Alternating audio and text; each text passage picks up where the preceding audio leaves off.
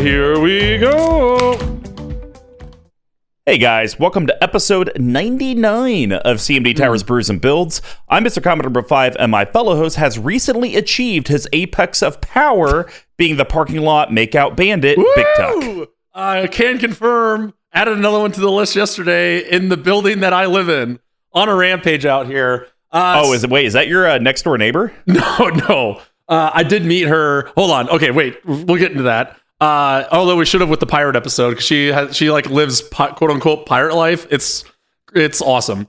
But anyway, hello orchestras and orchestras. This is gonna be a good one, I think. But yeah, I did finally get to hang out with the neighbor. She's a very lovely girl. She's kind of a maniac. But I think she's going to be a really good person to know. Maybe come in and check on Mr. Bubbles. Also, big update on the Bubs man. He's finally out of his cone. So, what? Yes, finally, after almost 6 months in it, he's finally free. He's still scared of his own shadow. He's starting to get more cuddly by hook or by crook, aka when I tackle him onto the bed and shove my face into and or around his belly. And then last thing I want to say is I'm drinking this sweet water, and it's the quote unquote 420 varietal, and it definitely has got it definitely has the hemp type flavor. So ew. I also have some. This is one of the things I loathe to ever admit, but Mr. Combo did get me pretty good this week because I had my own truck talk issues where, so I bought the 4Runner used. And Mr. Combo brought up the fair point of, well, you might as well just spend the extra 10 grand or whatever to get a newer one that's like factory fresh, low mileage, all that jazz. Then you have to worry about it. And I was like, and the most important part is that it comes with a bumper-to-bumper warranty. So if shit breaks down, you don't have to deal with it. And you also brought up the fair point of like, I know you're like me. We're the same. Like cars is something the car problems are something we will solve with money, not time or effort. Right.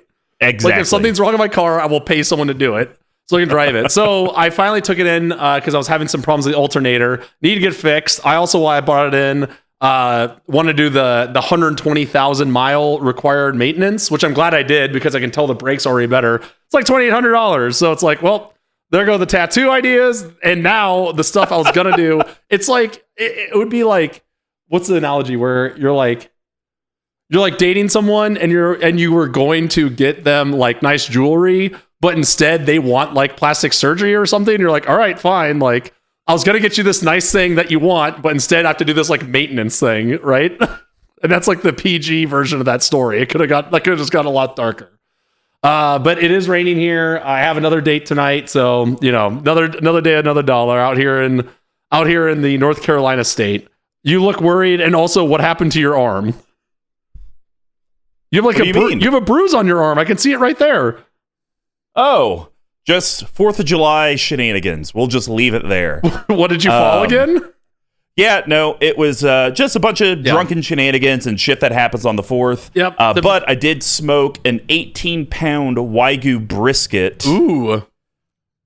Oh my gosh, Tuck. Actually, you know what? I'm a terrible podcaster. I'm going to post this to the Discord because I don't believe I have yet. But everyone universally did say it's one of the best briskets they've ever had. Yeah. And we all know Jared is not one to say that you've done the best at anything. So I was like, give me honest opinions. And he's like, the only complaint I have is your crust was very crunchy. Okay. But I actually like my brisket with a crunchy exterior. So it's like, oh, well, that's just personal preference. That doesn't actually mean like you didn't like it. How much of that did you have left over? Have you been like, is that what you've been eating this whole week too? Surprisingly, I didn't have a lot left over. What? People ate quite a bit. I think I had enough for, I don't know, call it 4 barbecue sandwiches this week. Okay. So think about it, 18 pounds, and I had like maybe a pound of meat left over, maybe pound and a half. It was a big I'm glad, though, everyone ate through it. So that was a lot of fun. And yeah, it's just the end of our quarter. And I've started to realize, because I've been so hyper-focused on like getting to the next level, I haven't really done a great job at making sure projects for future are like in line and ready to go. So I've started like our pipeline review internally for the next quarter, like I usually do 3 weeks before we start. And it's like, ooh, we do not have a ton of revenue in here, which makes me very concerned on hitting the number. So it kind of was a wake up call. Like, yeah, I probably need to like be a little bit more proactive. Call to action, yeah. And trying to do stuff instead of just trying to get out of this job. But other than that, Dungeons & Dragon previews are done. You guys will probably have heard that on news earlier in the week. Thank God. And I am going to start building my dungeon deck one today. Maybe that's what we'll kick off. Excited. Maybe that's what will kick off our soon to be announced season 3, because we have no idea what we're going to be doing for it. Spoiler alert, little peek behind the curtain. We went into season 2 pretty well cocked, and we are not even close to the mark yet. So stay tuned for that. If you guys want to know what is on the mark, is the actual content we think about putting out. So you should head over to our sponsored level1gameshop.com. They do sell tabletop games, dice, and everything you need from a Magic the Gathering perspective. And of course, they're the ones that help out with those monthly giveaways. But if you would actually like to put dollars in our pockets, one of the things we're actually looking to do right now is upgrade the video computer that we had bought last year and a half ago to do video YouTube editing. Now that T-Coats has taken that over, we're looking to sell this off and upgrade into a streaming rig so we can actually get kind of the CMD Tower HQ set up so we can actually start recording gameplay videos. Because it turns out this computer can't handle it. So our patreon.com/CMD Tower, from just $1 a month to $5 to $15 to $25, there's a myriad of ways that you can help support us. And of course, with every single tier, you get more and more free stuff. Like, for example, you sign up now, you should be eligible for the next round of Arcade Post tokens. I should be getting our 3rd set here shortly. And that's so whenever we get those in, as long as you've been a patron for at least 3 months, we will go ahead and send those free tokens out to you. And of course, we do have our store, cmdtower.com/merch. Redacted Bit, get shit out of my basement. Thank you. And of course, our referral program. If you're an existing patron and you get someone to join the collective, have them message us on Patreon or in Discord and say, hey, this person referred me, and we'll send you, the referrer, some free stuff. And every episode, we do want to give a big shout out to Redacted Band. Thank you for the music. And Squee McGee, our awesome audio producer, at Dear Squee on Twitter, or Dear Squee at cmdtower.com. If you need help with your audio editing needs, Squee can help you out, especially with that sweet-ass MacBook Pro he got. Yeah. And our fantastic video editor.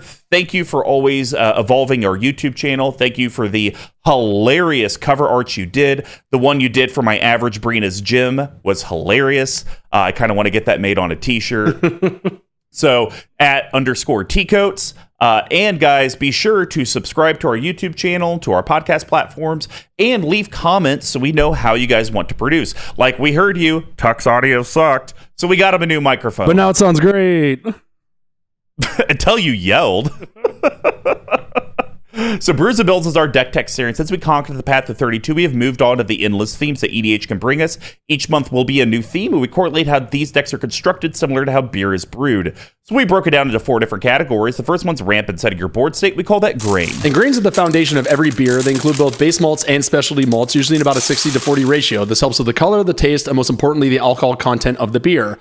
Decks always need ways to grow, stabilize, and ramp into your bigger threats. And just like a grain profile, they're usually a mix of staples and specialty cards. And then we have, how does your deck really interact with your opponents and their board states? We call that hops. And hops give the beer its patented bitterness and herbal floral flavors. They grow in a variety of strands and help distinguish, and I quote, dank subcategories like this 420 strain IPA that tastes a little bit like hemp, aka not my favorite. Our hop choices help clearly interact with the board so your deck can ultimately do what it wants. And then we have, how does your deck actually close out or win the game? We call that yeast. And yeast are living microorganisms that eat the sugar from the grain and poop out alcohol and CO2. It adds alcohol content in the carbonation. Without yeast, you'd be drinking flat sugar water, and without yeast cards, your deck wouldn't meet the goal of actually winning the game. And then we have shenanigans. It gets to be pet card synergies. Unfortunately, Alter the Brood couldn't make the cut. We call that spice. Finally. Not every beer has them, but spices and other additives help separate a normal stock beer from a specialty one. It could be the pepper that turns a stout into jalapeno stout, or the addition of dank hops that turn IPA into a dank IPA. Not every deck has something that makes it pop, but if it does, this is where we generally talk about it. So dank, bro. So dank, bro. Hitting the gnar, man. And then to wrap up the episode, we do have a bottle capping. These are going to be bigTuck and Ice cuts and adds to the deck. They're going to be under $5, under $50, and a no-budget personal recommendation. We just can't talk about mana-only lands. So without further ado, let's get brewing. We are continuing our theme this month of let's take a precon and upgrade it and kind of see where we get. Maybe a win con even. Ooh. And so today we're going to be talking about the Is It precon, because I refuse to call it by whatever you think it should be called now. For the new home game, or should I say the stadium game, it is Prismari. And so we're going to be talking about Zaffai's Uncontrollable Orchestra. So this is Zaffai Thunder Conductor. bigTuck, why don't you read off what the card is, and then I'll talk about why I decided to build this, considering I constantly talk about how I hate Is It. Yes, and spell slinging decks in general, kind of, right? Yep. So she is a legendary creature, human shaman. That's a 1/4, a mythic coming in around $2. And seems like a miss that it's not a wizard. Yes, yeah, right, of course. Also, keen-eared listeners might see why wizards should maybe stop putting out 20 products a year. Whenever you cast or copy an instant sorcery spell, scry 1. If that spell's mana value is 5 or greater, create a 4/4 blue and red elemental creature token. If that spell's mana value is 10 or greater, Zaffai Thunder Collector, not Conductor, Collector, on the printed card, deals 10 damage to an opponent chosen at random. Come on! It's so easy. There's like 4 misprints in this set that are just like embarrassing. Yes. So the only reason I decided to build this deck, as I talked about multiple months ago, whenever a precon comes out or set, and I do end up getting them, and I usually only do it with the commander sets. I don't usually buy the precons of the expansion sets. Like a Dungeons & Dragons, I'm not going to buy the precon for that. That's just, I don't have any interest in it. I don't think I bought any of the ones for Commander Legends or any of the ones for... oh gosh, what came out before... Strixhaven. No, before Strixhaven. Because this came out with Strixhaven. Kaldheim. Yes. Didn't buy any of the ones for Kaldheim, but I will buy the legitimate Commander 2020 whatever type products. And so I bought them. We unboxed them. I think I grabbed the Orzhov one to play. Yep. And then Mr. Magoo grabbed the Zaffai one. And it was just like, okay, whatever. The ridiculous shenanigans that he did in that game with a precon, it just exploded my mind. So I said, okay, game 2, I want to play that deck. I didn't win, but I also did gross, disgusting things throughout. And I was like, okay, this seems like a deck I would thoroughly enjoy playing. Right. Tons of triggers, tons of things that you have to remember. Get to use the awesome reminder token from CMD Tower featuring myself. Of course. You can buy it on cmdtower.com/merch. Ooh, there we go. Hey-o. Shameless plugs. Well, is it really shameless if it's our own channel? No, absolutely not. And so that's kind of what got me onto Zaffai. I got to see it played a few different times with a few different people, and it legitimately always did the same thing. Didn't always win, but it was just like, okay, this spell's going to go into that, and that spell's going to go into that, and then I'm going to copy this, which is also going to get me triggers. Because I think that's the cool thing is with this magecraft, the cast or copy, usually you don't get it for the copy. Yeah, right. You get it for just cast, but getting it for both and getting all of this stuff seems disgusting. Yeah, and it seems we've kind of talked about how these colors and Is It, especially if you're doing Spellslinger, it's really easy that the decks all kind of feel the same right? And there are certain cards that just are good in them, but I do like the fact that this really wants you to benefit out of like the higher casting cost out of it when it doesn't really give a lot of discount, right? And if you're just looking through here, that's something I like about the build that you've done is like you don't like have a ton of reductions, right? You don't have a ton of things to like have these super explosive turns, but you're still going to be able to, you still have like a good curve, even though the casting, the total CMC is a little high at, you guessed it, boys, 420, blaze it. Woo! So yeah, I think she's a really interesting, commander. Although when you told me you were building this, I was shocked because I thought you were going to be going for the backup commander. Because even when we were reviewing them, you correctly identified that Alibu would be the one that was more interesting to me, and this one was more interesting to you. So I was a little surprised that you went with the face commander, but she seems to be pretty good. I have not seen this card yet, so I can't really weigh in on it. But like I said, I think it's a fun build, and there's some really fun cards in here that you've kept and added. Yeah, and as you pointed out, 4/2, my mana base is just about perfect. Nailed it. Which, great. Was that just a happy accident, or have you did you go and happy accident? Isn't that wild? Like, these are just out of the precons. Yeah. Well, and I did take out, I believe I took out lands, because I'm pretty sure the precons come with more lands than what I had in here. Yeah. I have 35. Yep. I think they usually come with 37 to 38. Mm-hmm. So I actually did strip out lands, and I've replaced, I think, quite a few cards in the deck. I probably, with this and the Orzhov precon, probably swapped out about 40% of the non-land cards. Yeah, sure. Give or take. And so I was pleasantly surprised that it came to there. And I was also shocked, since I'm kind of doing binder bullshit with these and just grabbing cards. Yeah. I'm surprised that it's still only coming in at around 300 to 350. Yeah, I would have thought with some random card I would have thrown in. It's like, boom! It's now $1,000 because you didn't realize this card is 500. Well, you didn't put in the Aber duel, which was nice, even though you could have. So I respect you there. And I think, I was going to ask you, did you have you bought any cards to put in here, or has it just been what you had lying around? What I had lying around. Nice. I think that's awesome. So yeah, I think if you look at the curve, there's a handful of cards that are kind of in the higher end of expensiveness, but most of them are $2 here, $3 here, and that starts to add up as you look through. Obviously, blue is one of the best colors of Magic, so most of their cards that come with them are usually carry a little bit higher of a price point. All right, and of course, as part of our patron rewards, we're going to announce that good old Dustin Gaunt got to pick our voices this week.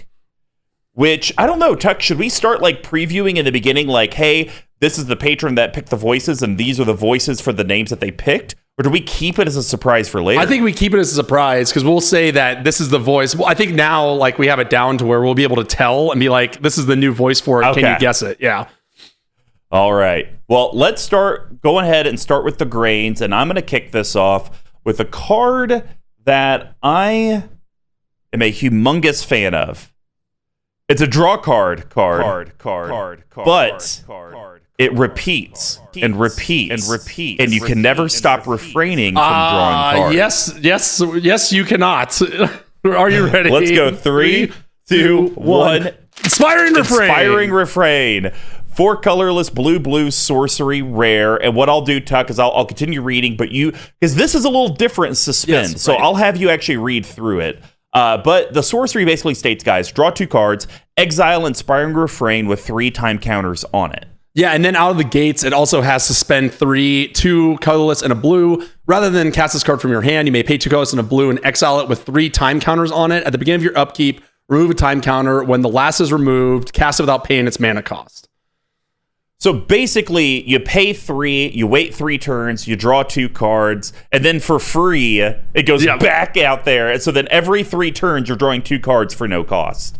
That's great. Yeah, I like it. And I think that this is, I know you hate cards that just draw you cards. So I think the argument can be made, if you wanted to put in something that was more efficient, you could. But I like the randomness of the Suspend, right? And that kind of lets you that going into that turn, you're already going to get the 4/4 out of Zaffai when it gets cast, and then it goes back on Suspend. So I think that's a good way too to sync up what cards you want to play in that turn, right? Hold off on some of your smaller ones. Maybe this goes into a big storm pile or something along those lines, draws you into things that you want. So I like that. I like that kind of randomness of it and how it kind of telegraphs, but no one's going to try to stop this, right? A lot of things that come off Suspend, people will want to stop, but here they're going to let you draw 2 cards. But granted, I think to that point though, because every time it comes off Suspend, you're going to get a 4/4 blue-red elemental creature token, and you get to scry one. Yes, right. So maybe someone at some point is you know what? He's going to get the copy, but we have to counter it because these 4/4 tokens are going to start stacking up. Yeah, or, for sure. You know what? He's trying to set up for that big play. So that's why I like it. It's a small 3 mana investment to suspend it, but then you're literally getting 2 of 3 Zaffai's abilities and drawing 2 cards every 3 turns. Right. I don't know, man. This is a card that at, 45 cents? Yeah. I could see myself buying in bulk and putting in almost all my blue decks. Wow. I would rather do this than Brainstorm, to be honest. Wow. All right. I mean, it's weird hearing you gush about something that just gushes for you. I know. All right. Well, bigTuck, what card was your second? I was shocked to see that you left this in here, but I think this also is because this is one that I've cut out of a lot of decks that I thought it'd be good in. But I think this one actually really works well with this commander. So Brass's Bounty. So 6 colorless and a red. Oh, it's so good. It's weird because, okay, so it's a sorcery for about $1-ish, $1.25. For each land you control, create a treasure token. Now, it's been a while since I've seen Legend, but the voice is the Lord of Darkness, which is, for those playing the home game, Tim Curry as effectively the devil. And I believe it would sound a little something like this. Why squabble for trinkets when we could be living large off of all this gold? From our old pal, the bitch, Admiral Beckett Bass. So yeah, I don't know if that voice is accurate. I like the effort. It's one of the better voices you've done. Thank you. You may continue. And the reason why is because it's just how I normally talk after I've been drinking and smoking cigarettes. So it wasn't that much of a reach. Okay. But so this is a weird one because this isn't like a land ramp, right? But I think the reason why this works so well in here is, again, similar in scope to the other one. You get to scry, you get to get your elemental, and by the time you cast this, it will either be early enough where the 4 or 5 lands you get off of it, if you have a bunch of artifact ramp or something like that, that will kind of quote unquote pay for itself and also pay off for another bigger turn down the road. So I think in this deck in particular, this isn't a I win card. This is I'm setting up now for the next big turn down the road. Well, and actually the way it's played in every game I've seen it in, it is the I win card. Really? Because the way that Zaffai works, and the reason I enjoy it, is it's you're spending mana on these spells that only give you more mana, but usually then that just fuels you into the next big one, into the next big one, into the next big one. And it just kind of becomes almost like this pot of chili where it's like, well, you're going to start with the tomato base, and now we're going to add in the meat. Now we're going to add in the beans. And it's just like, when do you stop adding stuff? And it's like, I don't know. I guess when I run out of cards / ingredients. Right. And Brass's Bounty's actually been one that I've seen it resolve, and it traditionally, Tuck, makes around 20 to 30 treasures. Because you have 20 lands out? Oh. Sorry, I was thinking of the Mana Geyser, which is actually my next one. So it's a good tie-in. But no, I haven't seen this go for less than 10. Okay, gotcha. Yeah, that makes a lot more sense than 20. I'm surprised you've seen this and it does things. I've had this in a lot of decks and it's never done jack for me. So right deck, right place, makes sense to me. Yeah, and so we'll just go perfect transition over to the card that I was talking about and thinking of, Mana Geyser. Now, this is the real deal. Yeah, this thing has not produced less than 20 in every game that I've seen it played. Yeah. So 3 colorless red sorcery, add a red for each tapped land your opponents control, and I do have text. And we're spinning. Oh, yeah! Again! You know it, baby! You know which one? Is that damn elephant? Kasim, the elephant! The Quicksilver Sea hissed and bubbled. At the indignity, the full shock shaman just smiled. I peed myself. So I've even seen it go for more than that, Tuck. We were doing that 5-pod, and someone played Mana Geyser in that, and I think they ended up getting 32 or 38 mana for their mana pool. And it was just play this, draw a bunch of cards, and the only thing it was just let me tap a blue and put 8 into it, and I'll do this. Exactly. And blue, put 13 into this. So Mana Geyser and Brass's Bounty are 2 cards that traditionally I don't think are very good in decks, but this is the kind of deck that you're just using this to fuel to eventually put into your bigger draw spell cards. Maybe you're not as mana efficient, common, uncommon slots, but I've seen this card only work, right? This card is insanely valuable. Again, it only gives you the red, but for me, this is actually a pretty greasy pick for spell slingers because you're going to get your value out of it, and it's going to either win you the game or get you damn near close to it, right? It's going to get you the boost that you need, and even if you cast it on curve, it's still going to replace its mana and probably give you an extra 10, which is wild for a 5-drop. Yeah.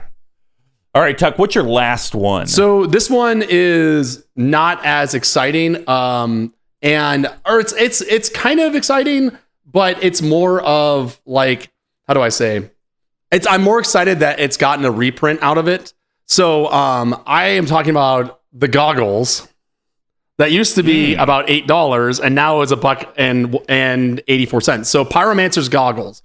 5 colorless for a legendary artifact. It's a mythic. And it has tap, add red. When that mana is spent to cast a red instant or sorcery spell, copy that spell and may choose new targets for the copy. All right. And as Mr. Combo said off mic, this is going to be another great listener pick. Evidently, Chandra's had a few too many cigarettes and enjoyed her time out with the Autobots. And she sounded a little bit like this. Autobots. I hope to meet Jaya Ballard someday. I think we'll get along. Autobots, roll out. I need to actually go and start rereading these. But yes, Pyromancer's Goggles is insanely good. Again, I think if you compare this to Mana Geyser, it kind of accomplishes the same thing in the 5 spot, just in a different way, if that makes sense. Yeah. Because getting the value out of any of your red spells, and it really only costs 4 if you look at it that way. It's a free mana rock, gets you that huge copy, which matters in this deck, especially with the copy trigger going on the stack with your commander as well. It's just completely bonkers in any sort of red spell slinger deck. Yeah, I completely agree. I don't know. Okay, Tuck, weird thing to say.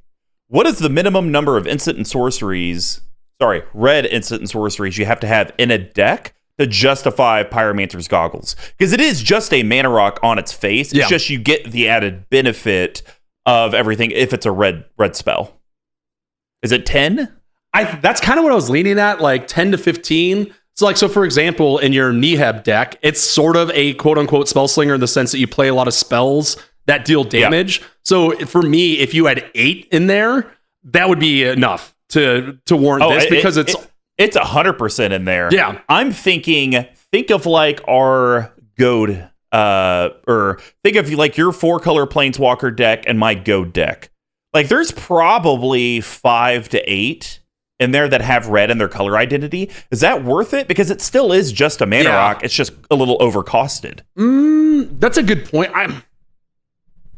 I think if you play a Spellslinger deck, automatic staple in red, right? Sure. And then I think if you feel that the cards that you would be casting in red that are instants and sorceries are impactful enough, then put it in as well. But if they're just like, draw 2 cards, discard a card or something like that, you don't really need to copy it. But I think this is something where the argument could be made that if you do have 8 spells that are amazing and you already have your mana curve low enough to where you can play this over a Gilded Lotus, for example, this would make more sense in there. Fair enough. All right, well, we're going on to my last one. It actually is the sub-commander of the deck, and I'll explain why I actually left it as a sub-commander. So we're talking about Vyran, Voice of Duality. This is a colorless blue-red. It's a mythic, legendary creature, Efreet wizard, new creature type, I believe. Yeah. 2/2. And it has magecraft. It states whenever you cast or copy an instant or sorcery spell, Vyran, Voice of Duality gets +1/+1 until end of turn. So it can kind of be one of those Storm Voltron commanders. Yes. Which that's why I didn't make it the face. But I think it works really good in the 99 because of its second effect. Yeah. If casting or copying an instant or sorcery causes a triggered ability of a permanent you control to trigger, basically AKA my commander, right, that ability triggers an additional time. And I will tell you, every time I've seen Vyran got out, which is maybe 20% of the games I've seen played, the person piloting the deck honestly gets lost in the stack. Oh, God, because there's so many things that copy or have cast triggers. So all of them are happening twice. Zaffai's happening twice. Like, how do I stack it? I think all the copies go before the original casts, and people just end up missing triggers left and right. That's why I love the deck. But yes, it is probably one of the best grain cards because I do have so many things in here that deal with cost or copy. Like you could even think, like, let's see, kind of digging through the list. Like, here's a good example for you, like Dual Caster Mage, right? Or I guess that's not what you're looking for. No. It would be like here we go.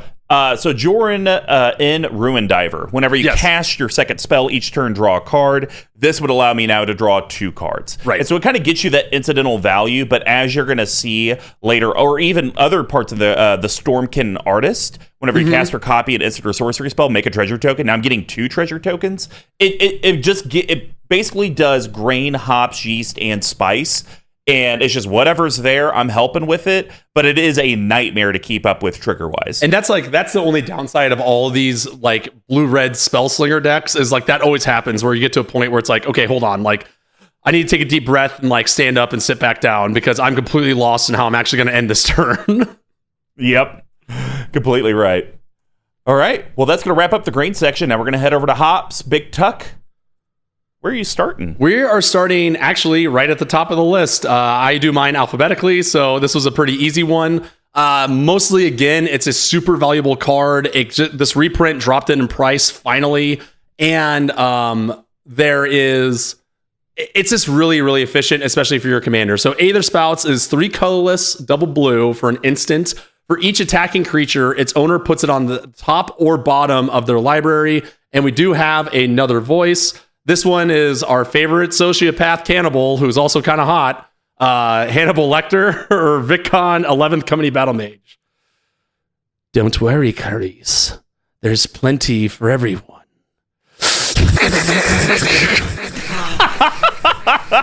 Almost ran out of breath. I like that. I think the problem with these accents is I just need to listen to them, and then I can finally do them, because I've seen Silence of the Lambs over and over again. So again, I think this is like a very efficient spell, right? Like, again, it's attacking creature. I like the fact it tucks them to library as opposed to puts them to hand. I think that's what the mana cost. But again, this is a deck that you want to, in my opinion, correct me if I'm wrong, but if I'm seeing this, it's like there's a lot of big drop sorceries, right? So if you don't have those on your turn, you're kind of playing the waiting game, right? And the fact that this not only can save you from dying, or politically, which I know you won't do, save someone else from dying, it also generates value off of your commander, because it's that sweet spot of like 5 that could also potentially be reducted, or if you have your mana, your artifact mana lying around, just a really, really solid blue, quote unquote, mass removal spell. Now, here's the thing, though, Tuck. I would use it potentially if someone else was getting attacked, but I would do it after combat damage before cleanup, and then I would do it to bounce all their creatures. Then you do it, okay. But no, this is a great card, and I think you hit it right on the head. You know, there's only 13 instants in the entire deck, which sounds kind of odd, but it's just a lot of the big stuff is in sorceries. There's 21 sorceries in here. So if I don't have it, it's, I'm basically stuck, instant-wise, increasing vengeance. Well, that's going to be kind of dependent on someone else. Dig through time. Let's be honest. Usually you're delving. You're not actually paying for it. And then it's, Seething Song, Pyretic Ritual. It's all things that are just really mana additions. Yes, right. And so if I am leaving up mana, it's usually like, well, I don't really have anything impactful to do, so I might as well just wait. Yep. And if someone's, if the redacted commander is over there with his 1,000 elves, maybe we go ahead and Aether Spouts that, or at least leave up the threat. It's the same kind of concept behind Cyclonic Rift. Yes, exactly. I'm going to leave up 7. You know what I got. You know what's probably going to happen. It's on you to force me to do it. Right. Totally agree. All right. My first one is a card that's also an instant, because a lot of times I do have mana just laying around. And sometimes I like to buy back the spell just so I can reuse it again. Let's go. 3, 2, 1. Capsize! All-star. 1 colorless, double blue for an instant. It costs about $1.50. Buy back for 3, so you can pay an additional 3 colorless when you play it, and if you do, you get to put it into your hand when it resolves instead of the graveyard. And it's very simple, ladies and germs. Return target permanent to its owner's hand. Just like that. Yep. And, when I go ahead and do, potentially my mana geyser for 1 billion, and I thought I could draw into a winner, and I can't, and I still have 17 mana left over, well, I guess I'll just capsize until I run out of blue mana and just how many things can I bounce? It's an amazing card, and I love buyback as a mechanic because, once again, my whole thing with card draw spells is you use it once and maybe you net a single card and had to pay 3 mana or whatever it was. But if a lot of card draws had buybacks, it's like, oh, I could reuse you over and over at maybe a little bit of a premium. I'm more on board.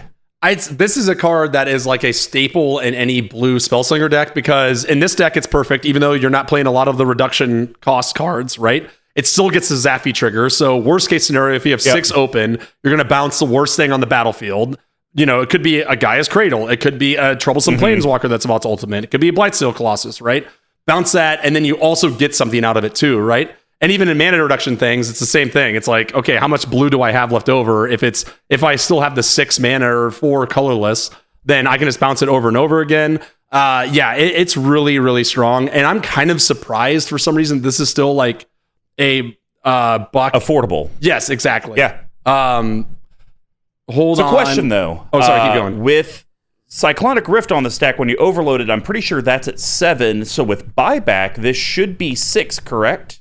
Correct. Yes. So I looked this up. So it's going to get both. It's going to get 2 Zaffai triggers. I'm going to get the 4/4 and the Scry. Awesome. Exactly. So I looked this up too because sometimes when they're worded, it doesn't count if it's an X spell or not. But Zaffai is as the spell resolves. So this would be 6. So you'd Scry and make your 4/4 out of that as well. I can live with that. That's pretty good. All right, Tuck. Well, what's your last one? So I know that you said you're not trying to play a quote unquote storm deck. But I can see with the mana lying around that you might have some sort of warm after performance. Yes. That may be a 3-2-1 Fiery Encore. Yeah. Yes. 4 colorless red, sorcery rare, 19 cents. So Fiery Encore is a weird one. So it says discard a card, then draw a card. When you discard a non-land card this way, Fiery Encore deals damage equal to that card's mana value to target creature or planeswalker. Seems pretty good as a little board clearer. And I like this idea. I like this too because for me, if you're kind of like, I believe it also has another thing that needs to be read.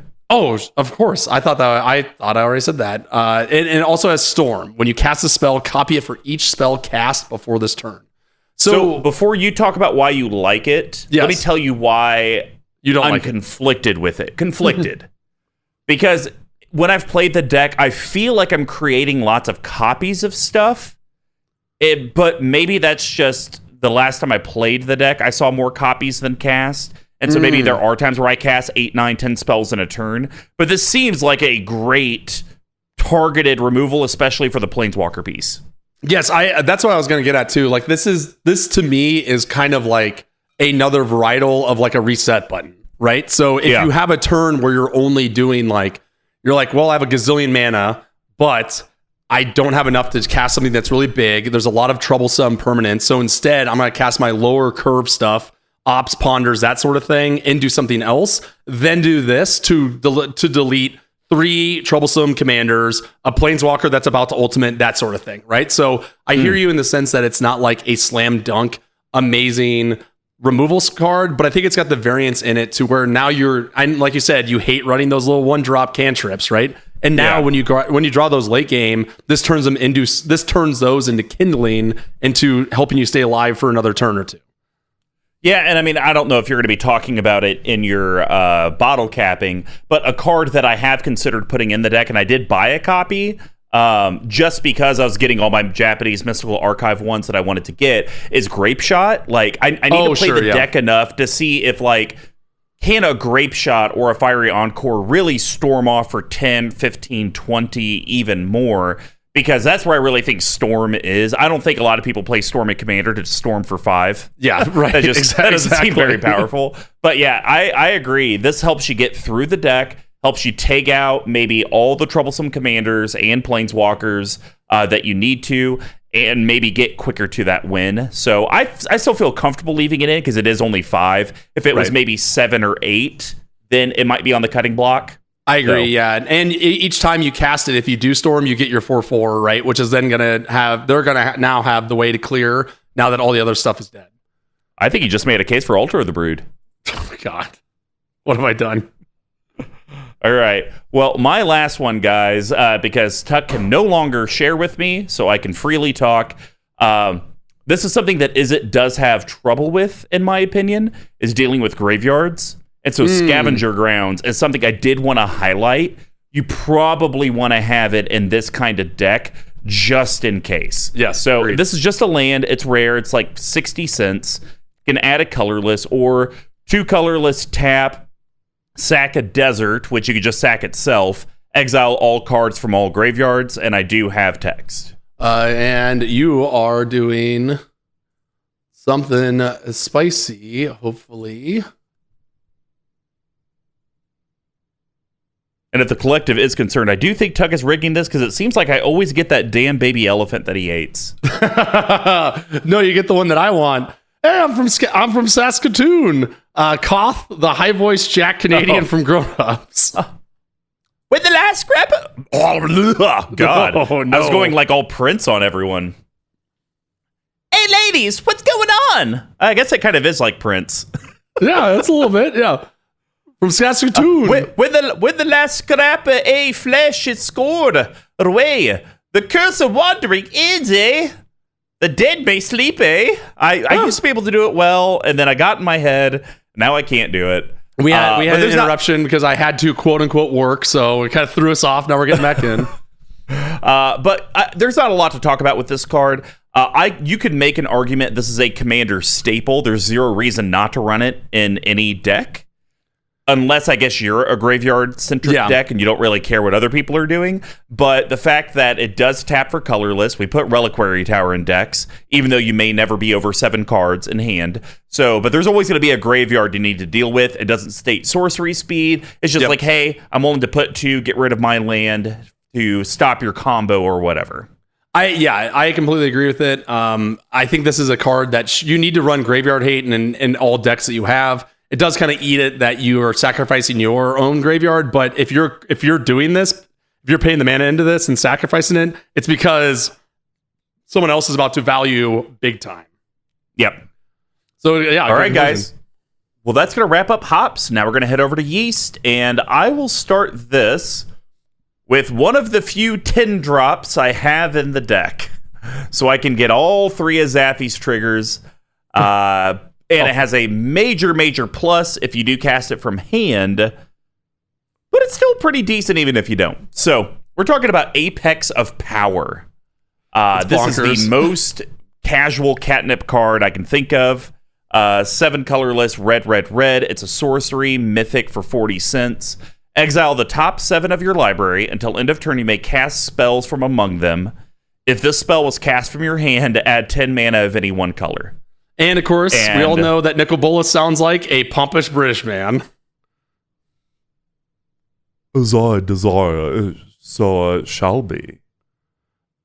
Not bad. It's okay. All right. It's all right. So, I mean, this slam dunk in all Joda decks. Don't know why you wouldn't do for it. Sure. But in this deck, it gets me all 3 of my triggers, which is great. I'm going through 7 cards. I do have a lot of the cards, as we've talked about, your mana geysers of the worlds to where, those were part of it. I got 10 mana. Let's do a mana geyser. Let's add 20 more to the pool. Hey, let's, let's go ahead and cast a Sky Diamond. Seething Song. Let's get some more mana. Mm-hmm. I just have ways to just go mana into mana into mana that I'm not really building up for X spells. It's just really big spells to kind of keep the train going. That is the one thing I will say about this deck. A lot of people are like, okay, do you win? And it's like, no, I don't. I'm just going to sit here and like dirtle around and cast stuff for a while, and then I'll pass. It's Snowpiercer, right? It's just a train to nowhere. It's just going around and around and around. Speaking of casual catnip, I didn't think this card was that good until I played Ultra Budget Brews, not Budget Brew at all, Mizzix deck, and it was like the best card I cast the entire game. I think it reads kind of weird.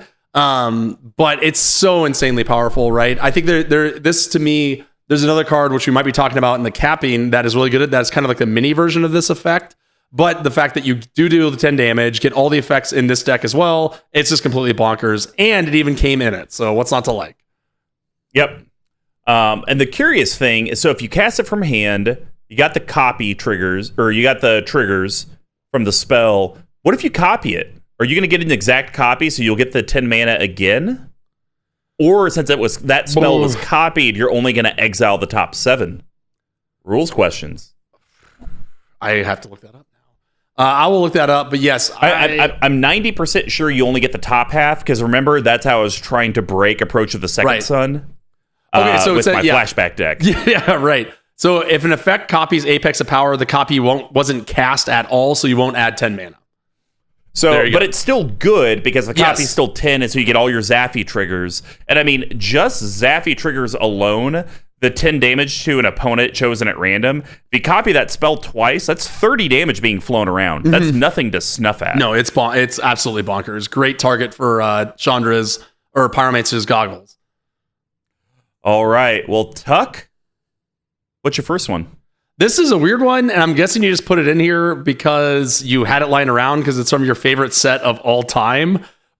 But I think that because of the way, I think this also goes into the same thing I was saying about the last card. Because you run these cantrips that you don't like, you want to get the value out of them. And that's why I think Aria of Flame is in here, I'd wager to guess. So 2 colorless and a red for an enchantment from Modern Horizons, about $1.50. When it enters the battlefield, each opponent gains 10 life. Not great. But in Commander, not horribly broken or worrisome at all. Whenever you cast an instant or sorcery spell, put a verse counter on Aria of Flame, then it deals damage equal to the number of verse counters on it to target player or planeswalker. So for me, this is a way that you get that chip damage in. But the thing I also like about this is that it's only your opponents who gain 10 life, right? It's not you. Yep. So that to me immediately incentivizes people to kind of go after them, because people always foolishly are like, well, he's at 45 life, so he must be in the win, right?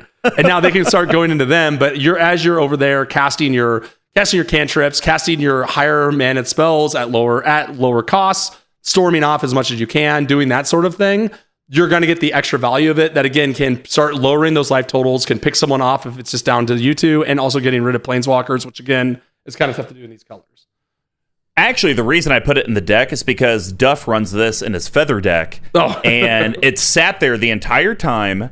No one did anything about it, and it got up to like 8, 10, 12 counters and was just headshotting people. And so I think it kind of plays into something we talk a lot about on this channel, to where enchantment removal is a premium still in the game of Magic. And so people don't want to waste it when it's at 1, 2, 3, 4 verse counters. And so you can kind of be strategic, not necessarily politics, but you could be strategic and be like, well, that player's in white, so they probably have disenchant. So I'll hit them for 1, and I'll be like, hey, I'm just going to kind of go around the table. And so you're going to get hit for 1, they're going to get hit for 2, they're going to get hit for 3. And it's like, oh, well, I guess I shouldn't waste it until maybe it comes back to me. But then the game has changed in those, 3, 4 spells. Right. And, well, I don't know. Now Mr. Combo has, I don't know, some other disgusting enchantment out there. It's not in the deck, but like an Omniscience. Do I really want to waste it on Aria Flame, even though it could hit me for 10? Or do I get rid of Omniscience very shortly? So that's why I actually put it in the deck, is because the couple times I have seen it, even the people with enchantment removal kind of let it lie, because everyone's worried about something else. And this is target player planeswalker, not each player planeswalker. Exactly. I think if it said each, it would always be public enemy number 1. Oh, but this is target. You can kind of play the strategy game. I'll hit you for the 9. Don't worry. They're going to get it for 14 next. Yes, and like, oh, well, I got rid of their planeswalker, so now like I'm just going to give you like a little taste of it, right? Yeah. As their Liliana's about to go off or do something wild. Exactly. All right. I'm going to talk about my favorite card in the deck, because this card has yet to disappoint. Sometimes I have to demonstrate for my opponents how you should actually play the deck. And creative technique really allows me to go way, way over the top. So 4 colorless red, sorcery. It's a rare for about 30 cents. So it demonstrates another new mechanic of this set, but I'm going to start with its general effect. Sure. Shuffle your library, then reveal cards from the top until you reveal a non-land card. Exile that card, put the rest on the bottom in a random order. You may cast the exiled card without paying its mana cost.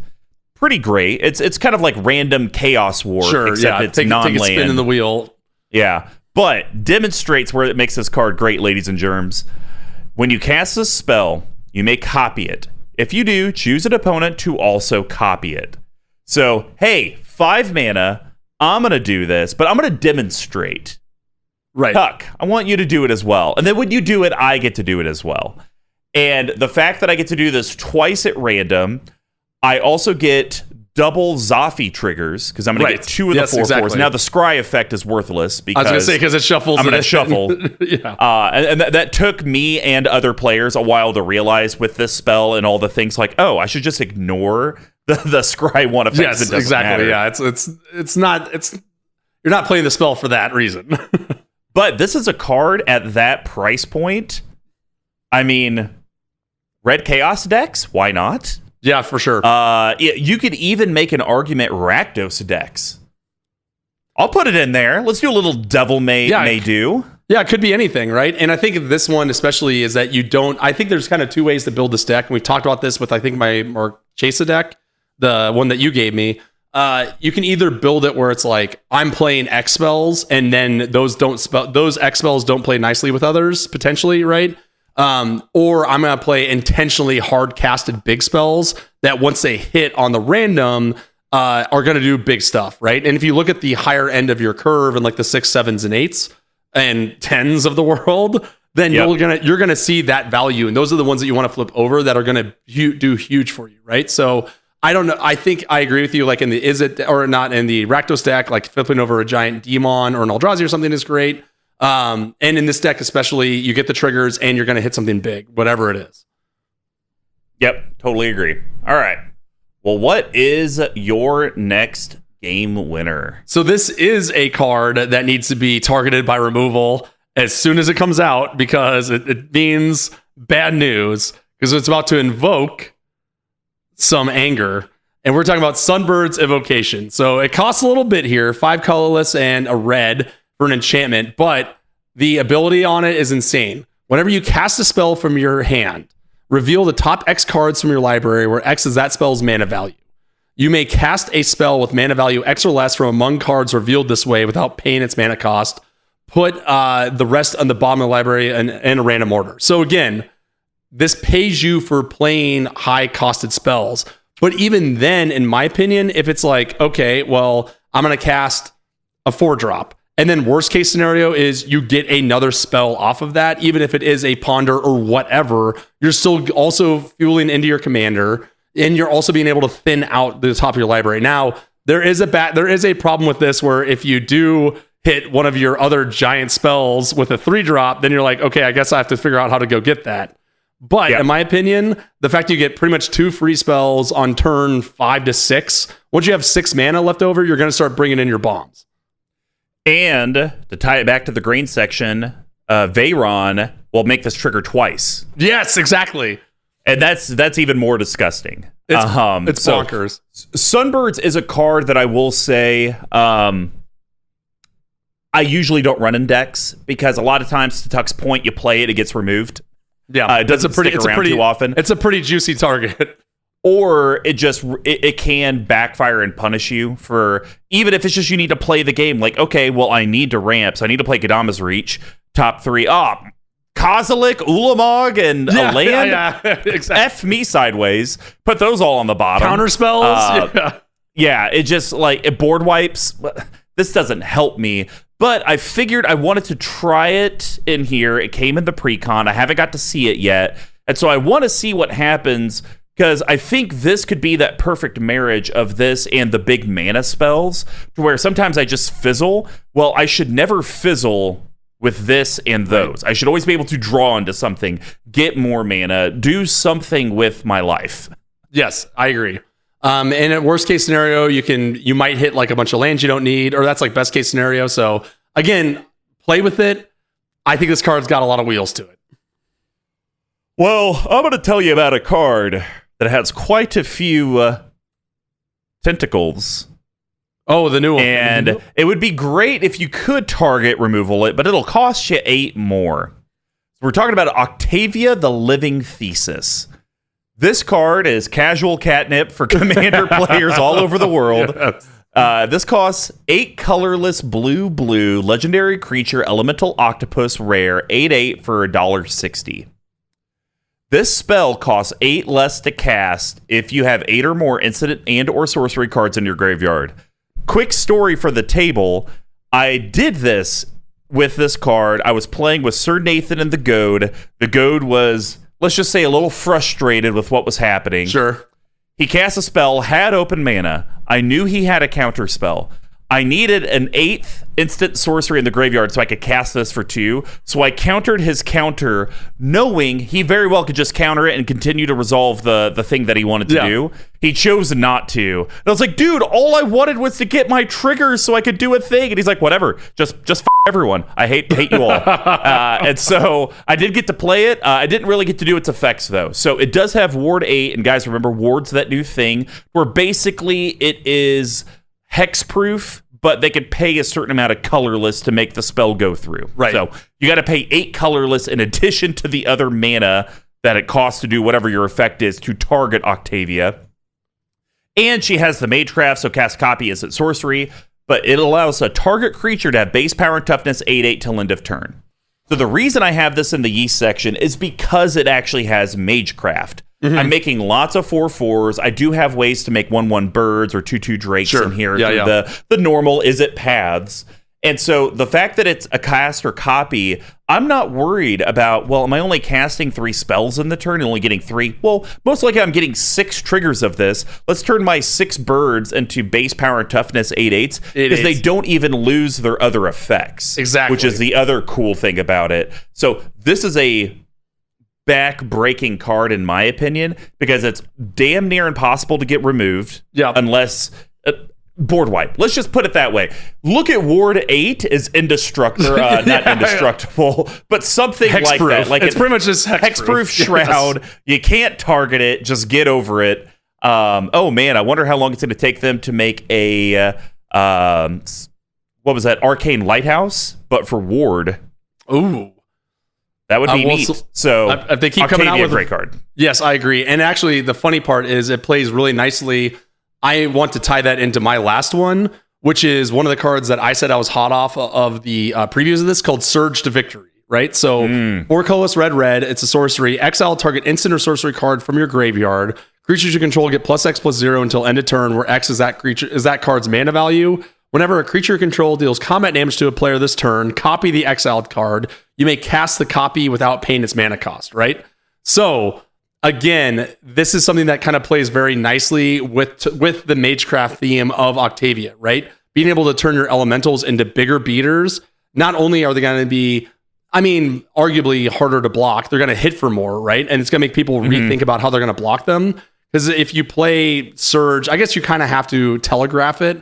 But for me, if you have something in your graveyard that's as good as, and depending on what your hand is, right? If you're playing the instant game, then you could get your Seething Song, make a gazillion mana, and then blast someone in the face with a card that you don't have. You don't have any of the X spells in here, which is kind of wild too. But you do you. I know this isn't. I think there are builds of this deck where this card is probably better in it when you have more of the token creators. But for me, the fact that you have your own token creator in the command zone means that this is going to make those things even more deadly than the 4/4s or 8/8s or whatever they are from the jump.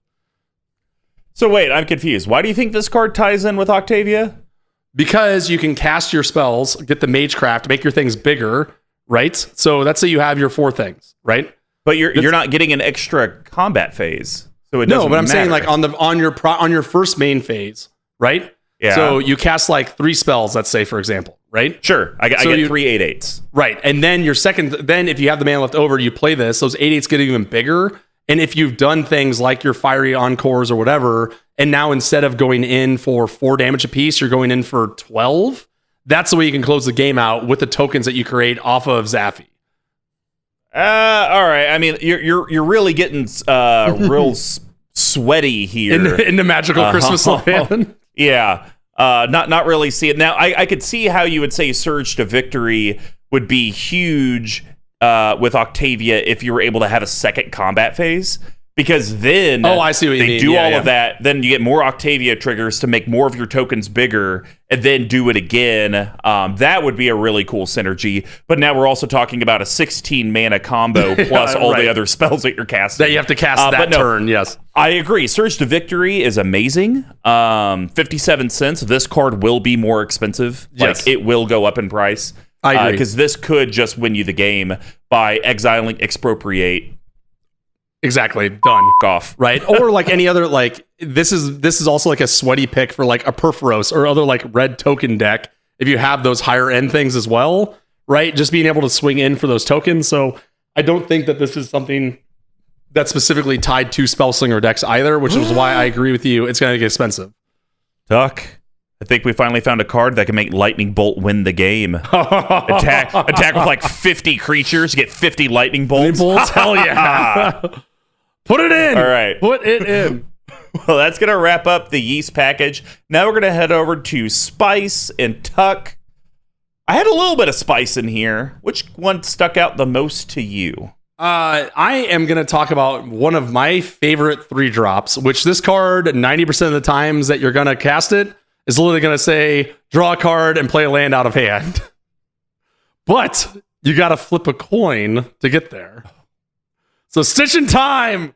What a great card. Colorless, and is it? That's a blue and a red. Flip a coin. If you win the flip, take an extra turn after this one. And is read by our old pal, Eiley, Cleric. $8? Yeah, boy. Believe it. Well, sir, Coyle was told by his mentor to make more time for his studies, which is my variation on A Southern Belle. It's like a worst growth spiral. That every time I've cast this, I cast it either early game and I take it. It says pay 3 mana, 50% chance you draw a card and play a land out of hand, right? Or you play it late game and you're like 50% you win. Yourself. yeah, exactly. 50% you just pass the turn. This is like, but that's what I'm saying. This is like the perfect spice because in the late game with your commander, you're at least getting something else out of it, right? So even if you do not win the flip, you still get your scry, right? It's not completely whiffing. But this card has the floor on it is abysmal, right? The floor on it is this might be the card that we've talked about that has the widest floor to ceiling ratio. Yes. Floor, you literally time walked yourself. Yes, ceiling, you win the game. Yeah. Three mana, skip your turn. I mean, I as a preview, I will be cutting this card later. It's fine. But I could see if you were wanting this because I will say I'm enjoying the stack and all the different triggers that I have to keep track of. I'm not so much enjoying the random chaos of, do I even do anything? Am I even going to win? Can I even be a threat? Or am I just appearing scary because I'm taking a half-hour long turn?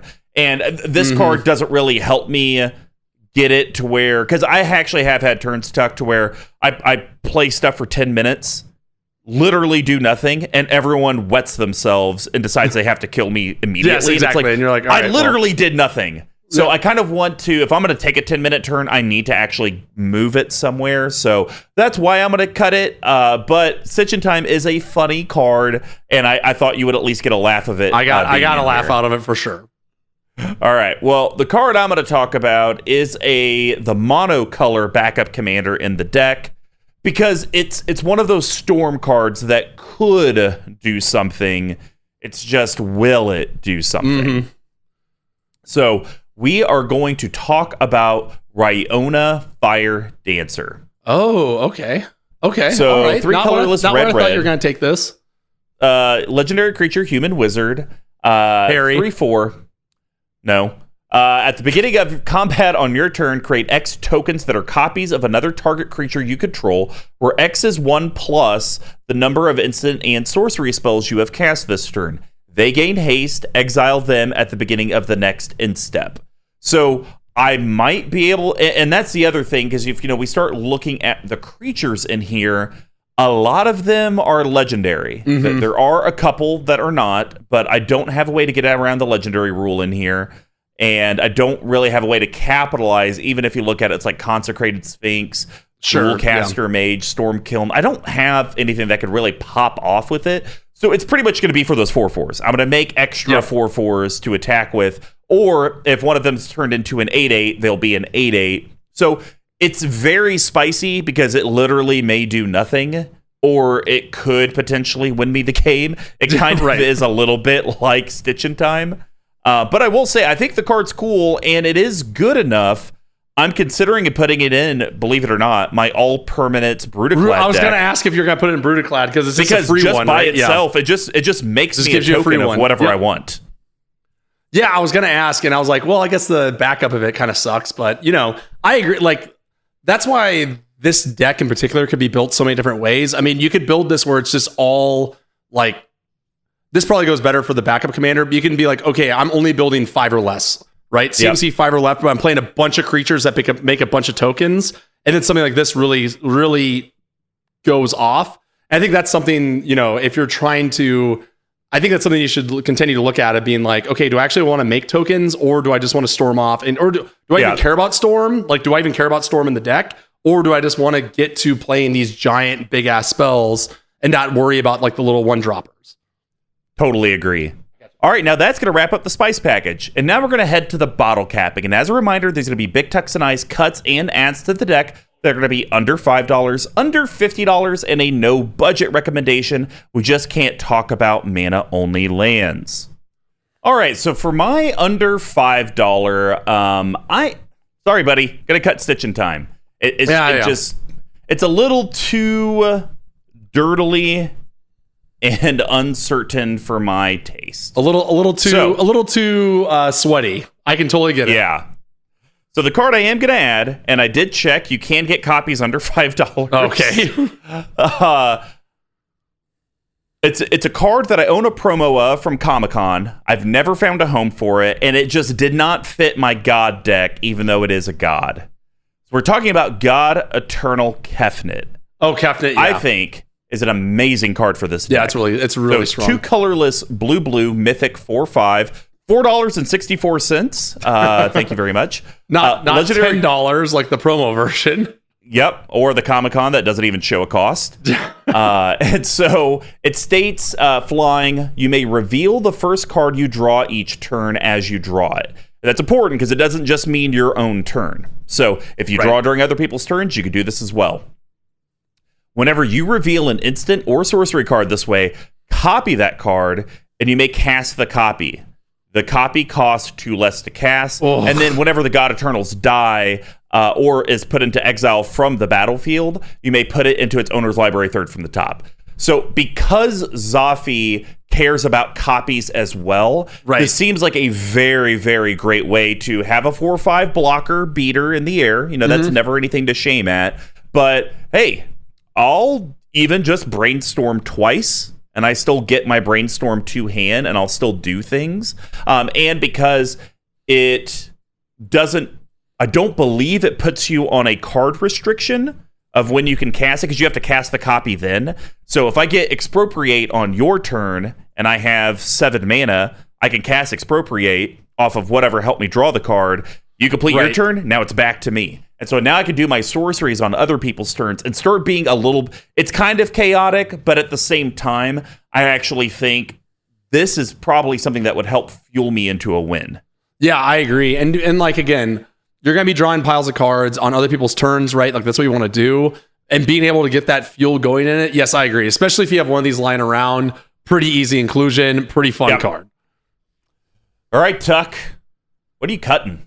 So I'm cutting 2 spices, unfortunately, because I was really trying to find the through line of the deck, and I couldn't quite figure out what cards to cut to make it go which way I wanted. So I'm actually gonna cut Niv Mizzet the Firemind. So right idea, wrong Niv Mizzet, because this is the one you had lying around. So Niv Mizzet the Firemind, 2 colorless, 2 blue, 2 red for legendary creature, dragon wizard, Harry. 4/4 flying. Whenever you draw a card, Niv Mizzet the Firemind deals 1 damage to any target. Tap, draw a card. Fine. Nothing wrong with this card, right? I think that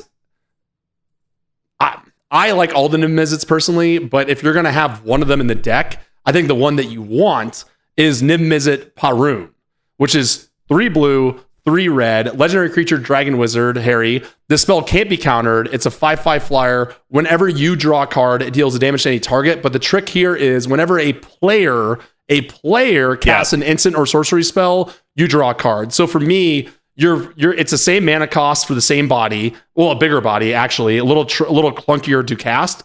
But now all those things that you hate, where you're just drawing a card here, drawing a card there, are pinging it.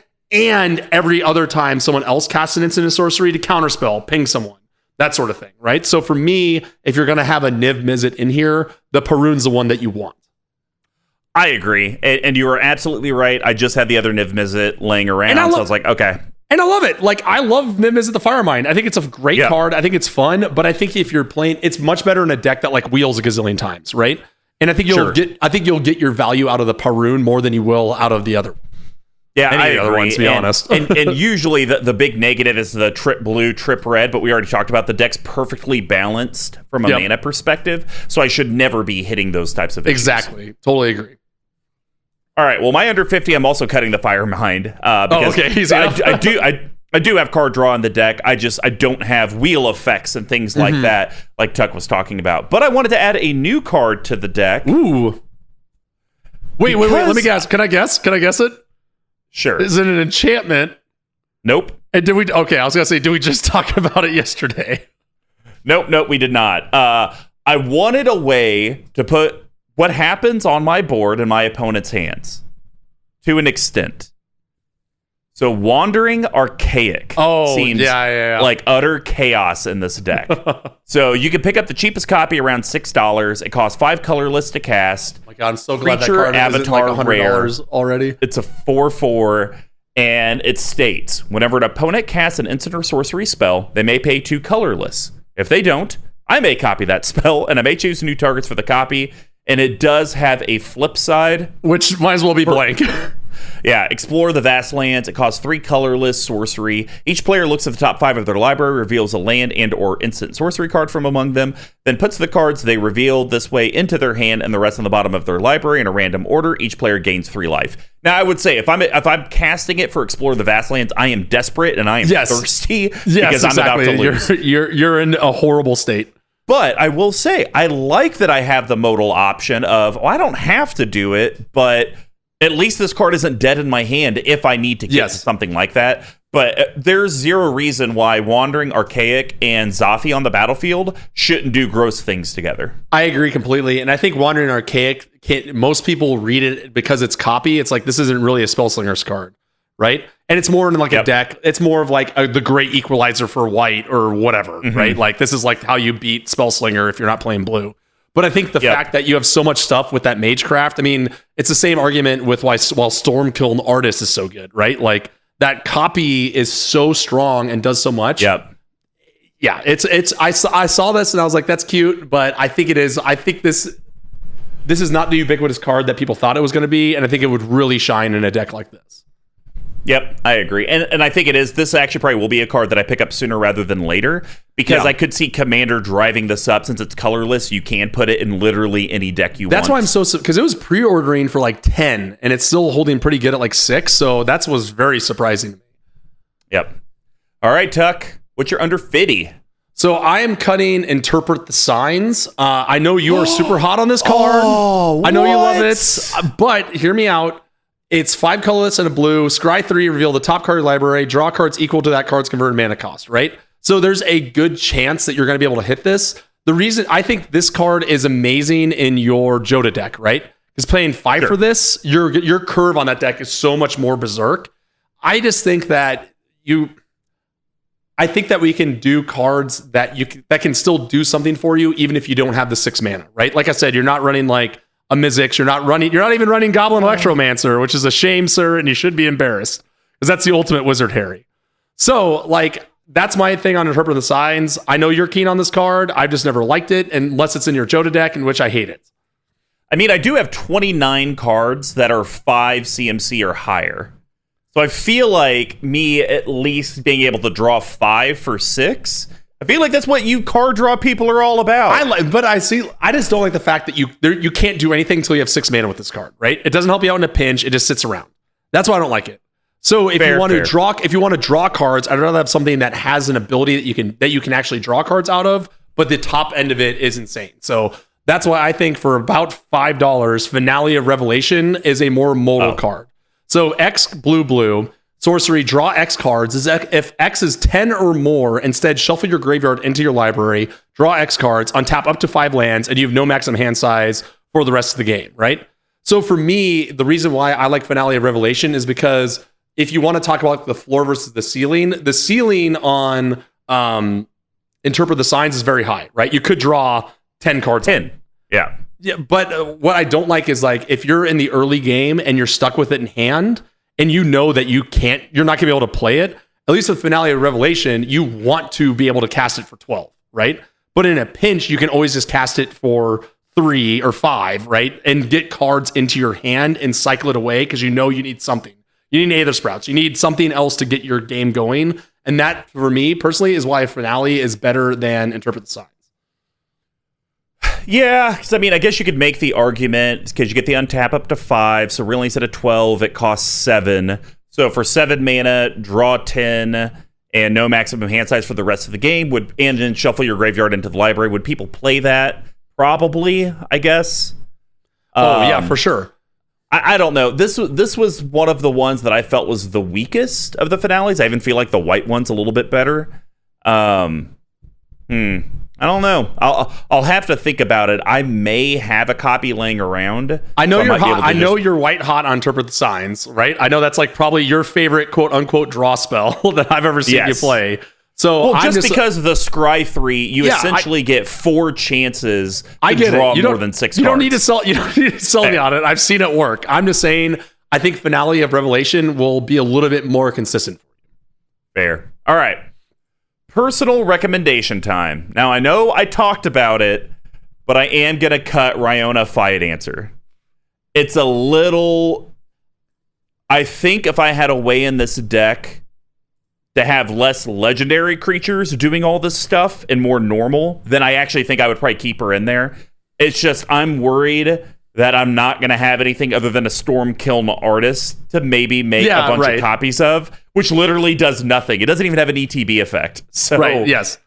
I don't think that's going to do as much for me, but I am going to put in a card that once again caused chaos when we were talking about my Savine deck and trying to figure out how exactly Flashback works with the graveyard and being able to get the extra copies. This thing, though, does not matter. Mizzix's Mastery. Oh, this card, yeah, no, there's no question. I've nothing to say. Yeah, 3 colorless red, sorcery rare, ranges, it looks like cheapest is about $7-ish. And that's one of the mystical archive ones, which is kind of surprising. I know, right? And so it basically states, guys, exile target card that's an instant or sorcery from your graveyard. For each card exiled this way, copy it. You may cast the copy without paying its mana cost, exile Mizzix's Mastery. But it does have overload for 5 colorless red, red, red. So if I cast it for 8, every single instant and sorcery card in my graveyard is going to have a copy, cast the copy without paying its mana cost. Now, granted, all of them will be exiled forever. But in my opinion, when I'm casting this for 8, I'm getting Dig Through Time. I'm getting, maybe someone made me mill like an Stitch in Time, thing. The best card in the deck. Don't know about that card. But, you're getting extra copies of your Pyretic Rituals, your Opts, your Mana Geysers. You should win. And for me to do that, honestly, I could probably cast this after maybe you've done 10-ish instant and sorceries, so about a third of the deck. I could probably do this by turn 8, like on curve, but have 10 legitimate targets in the graveyard. And then all of those copies are getting Zaffai triggers, and then that's where the headache begins, and that's what I'm here for. This card is a nightmare, and I think this goes back to this card is always very good, right? You're going to get your money out of it, especially if you have your rituals in the graveyard. In this build of this deck, since I don't even think you have an X spell, that's where this thing kind of falls off the wagon, where if you're playing something that's like in Mizzix, where you have a gazillion X spells, and that's how you're building the deck, doesn't do as hot. But in here, no questions, complete slam dunk. All right, Tuck, round out the bottle capping. What are you cutting and what are you adding? Yeah, I am cutting out... You're cutting Grate of Fire. It's kind of... Yeah, that was kind of on the list. It's like, you don't run that many instants. I think Rhyona is a good one. Personally, I'm cutting out Mind's Desire, just because it just... Okay, I could see that. It's too, like, how can I word this? I have run this in decks and wanted it to work more than anything else in my life. And you always, Me too. I think if you compare this to creative technique, at least then you know you're getting 2 copies of it, right? You're paying your 5, you're getting 2 copies, right? The problem with Mind's Desire is I think this deck, you really need to build around it, right? You really need to build around knowing that like what my goal of the game is to cast Brainstorm 6 times to get Storm Count up to whatever, and then Mind's Desire, right? Yeah. So for me, I just don't like how inconsistent it is, right? And that's why it's a spice, because when I want to cast it, I may only be able to cast 1 other spell that turn, or I might be able to cast like 8. Yeah. And it's very much kind of like how we talked about with Stitch in Time. It's floor and ceiling. Now, its floor is a little bit higher than Stitch in Time because you at least get to do the effect for once. You get something out of it. Something. Yeah. But to Tuck's point, I mean, I even put this in my Animar deck, considering I'm constantly bouncing Animar, building up Storm Count, infinite mana, and it's like, oh, well, Mind's Desire seems like a slam dunk. Could never get it to work in the deck. So I hear you there. It's definitely if you build around it, it's a greasy card. But like if you're just throwing it in the 99, for me, it's a little too sweaty for what we're doing here. I don't know if you have one of these lying around because it keeps creeping up, but. Come on, just because you need one of these in here like so bad. What are you looking at? Do I not have one in here? I don't think so. Oh, I thought I did. Okay, yeah. So again, that explains why it's not in there, because I thought it was in there. Yeah, exactly. So again, that's why I was so surprised. I was like, am I really going to pull one over on Mr. Combo? So just as is amazing. 2 colorless and a red for a sorcery. Choose one. If you control a commander as you cast a spell, you choose both. Add red mana for each card in target opponent's hand. Exile the top 3 cards of your library. You may play them this turn. So you've already talked about how this is like you in a bucket of like you build your decks top down, right? You have all your other mana spells in here. Like you put in all your different rituals. You're going to get both the casts off this. You're probably going to copy it. It's going to go off. This card is just like so good in any Izzet Spellslinger deck. It's bonkers. I mean, there's an argument to be made. It's just good in all decks. Yeah. You just put if you're playing red and cast your commander, put it in your deck. Yeah, I mean that's a pretty good argument. Yeah, I 100%. I genuinely did think this was already in the deck. I know I got a copy or 2 in my Commander Legend boxes. Yeah, but now I'm trying to think of like what decks I put this in. I mean, I'd probably put this in my CEDH deck because it seems like this makes sense for that. Maybe like a Niheb because you make so much mana. Maybe. Yeah. So yeah, I'll have to figure that out. But I mean, honestly, I have nothing to say. So I guess I'll just roll to the end credits because we're at the end of the episode. cut to credits. As promised, here's the details about the giveaway from level 1. Like we talked about, we're giving away 4 Mystical Archive Japanese alternate art cards this month. Each episode, we're talking about one of the cards that we'll be giving you. We've already talked about the Growth Spiral, that is foil. We've already talked about the Chaos War, that's just near mint. Now we're on to everyone's favorite ramp card, Cultivate. So this will also be a foil Japanese Mystical Archive Cultivate. Hopefully, you'll have a green deck near you. Ooh. We will announce the winner of this set on our MTG Action 4 news segment on August the 4th, and we will post it on our Twitter account soon after, and these giveaways will happen every month. It just depends on what our sponsor is willing to hook us up with. But we would love a 5-star review, a follow, a subscribe on whatever consumption platform you're watching us on. And if you would like to get a hold of the cast, here's how you can do that. You can reach me at Mr. Commodore 5 on Twitter, all spelled out except for the 5. bigTuck, where could people possibly get a hold of you? Now, I know you and your SO are potentially big musical fans. Have you seen In the Heights yet?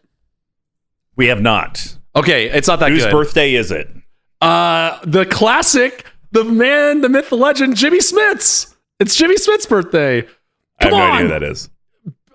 Senator Bail Organa, or whatever his name is, from the... Oh! Yeah. I more know him as the... politician in Dexter that was a serial killer. Yes, yeah. Or also in West Wing? Sons of Anarchy. Oh, yeah, he's Nero, yeah. He's like, yeah. oh, there, baby. Yeah, he's a myth. Turns out he does have a Twitter account, and it's been open since 2009. And as our good pal, the Duffman, pointed out, the only thing that's changed since 2009 is he changed his profile picture once. But if you want to see other celebrities, you can see me at bigTuck tweeting online. On the Twitterverse, rather. You can reach our main account at CMD Tower on Twitter as well. We do have a website, cmdtower.com, where the deck list and on all of our selections and YouTube video and all the good stuff will be posted at cmdtower.com/BNBE99. Basically, type in Creative Technique, Mana Geyser, Dig Through Time, Tower.com. Squee McGee, if people want to find out, get a hold of your Manolith commentary, how would they do that? If you'd like to support the show as well as hook up the sponsor with the orders you're already doing, head over to level1gameshop.com. When you place an order in the order notes, just type out CMD Tower so they know that you came from the collective. And of course, they are amazing people down there in the Crossroads here in Kansas City. They do the monthly giveaways, so any business you can give them lets them know that supporting CMD Tower is what some people would call quote-unquote worth it. If you would, though, like to give us direct financial help so we can continue to improve our content, which the big one right now, we've realized that our workstation PC can't really handle recording video and putting it at a high quality when it comes to streaming, so we can start streaming on Twitch for you guys. So we need to upgrade that. So any and all money goes towards improving at our patreon.com/CMD Tower. From $1 to $25 a month, there's a way that you, the collective, can help. And of course, we do have our store, cmdtower.com/merch, Redacted Bit, get stuff out of my basement. We do have a referral program, Redacted Bit. If you're a patron, just have your person that you recommended to join the collective shoot us a message, and we'll send you some free swag. And then, of course, you get additional entries into our monthly giveaways, being a part of our patron community. Redacted Bit, Band, Non-Redacted Bit, @_Tcoats, our fantastic video editor. Go hit up Tyler, let him know on YouTube by subscribing to the channel. I think we're at like at 120, 150 subs right now. Oh, nice. Would love to get close to 1,000 before the end of the calendar year. And, you know, the more you guys subscribe to the channel, even if maybe you don't get to watch every single one, it lets Tyler know that you appreciate the work he's putting in, and maybe you'll drunk binge it one day like I'm going to do tonight. So, Tuck, we're at the end of the episode. Zaffai's Uncontrollable Orchestra. Curious, coming into the deck versus ending, how did you feel, and how are you feeling now? About the same. Honestly, I feel that this is so if you're going to build Izzet Spellslinger, it's really easy to do, right? You pick up a copy of Mizzix and then just go to town, right? You can build it with any budget or anything like that. So I think the reason why I like this is the same reason why I like where I tore apart my Mizzix and made Kaza, the Wizard Harry deck, is that you you don't quote unquote handicap yourself because there's plenty of powerful cards in here, but you're just trying to do a similar thing in a different way. So that's why I like this deck. I like the fact that that you get so much value out of the copies. And maybe that's like the way that's maybe the way that you want to keep leaning into it. I really think that this Zaffai, whatever, the Storm Conductor or Collector, if you will, depending on what variation you read, can be built in a lot of different ways. Completely agree. And, you know, as we've talked about on this cast, Izzet was one of those colors that was a very big struggle bus for me to build because I didn't want to do the exact same Izzet deck that everyone else does. And so, you know, that's where initially I started with Brutaclad. Very different idea. You know, I kind of manipulated a little bit of what Commander Cookout Podcast did with their 7 Dwarf Tribal because they still had instant and sorceries. I went with the all-permanent route with the little flavor of cycling Sharknado. And then same thing with this. I saw it. It was a lot of fun. But Zaffai doesn't feel like other Izzet commanders because a lot of them, it's on the face, we're copying the spells like Lutri does. We are reducing your spells by a significant amount. We're letting you play off the top of your library. When you do, you get to copy. It's like they, by themselves, are creating copies or reducing costs so you can just kind of storm or combo off. And Zaffai is just like, whatever you do, I'm going to give you a token. I'm going to let you scry, or I'm going to throw 10 damage, but you still have to initiate everything. I can't help you do anything. Exactly. And that's where I think she's a little bit different, because other Izzet commanders help you get to your ridiculous stuff. She's just supplemental value. She's there waiting for the ridiculous stuff to happen around her, right? Yeah. In similar sense, all she does with the ridiculous stuff is just give you more stuff. It doesn't even fuel the ridiculous stuff. In similar sense to how a conductor does not play an instrument. Ooh. But guides others on how to do it well. God. Oh wait, I have a quote to end on. Right? So when Steve that's it. So Steve Jobs got in the movie Jobs, which is incredible. They get in an argument with Wozniak, right? And he's like, "You're first chair. You sit over there. You're really good at what you do, right?" And then they turn back to Jobs or Zaffai. He's like, "Well, what do you do?" And he turns around and he says, "I play the orchestra." And then walks out.